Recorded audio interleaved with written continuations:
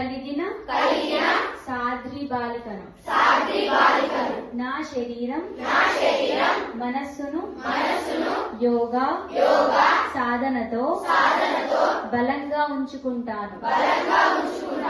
జ్ఞానం క్రమశిక్షణతో నా భవిష్యత్తును నిర్మించుకుంటాను. నా తల్లిదండ్రులు గురువులు మరియు దేశానికి గౌరవం తీసుకొస్తాను.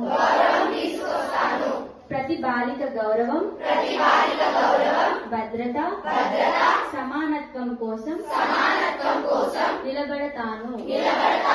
సమాజంలో మంచి మార్పు తీసుకొచ్చే నాయకురాలిగా ఎదుగుతాను.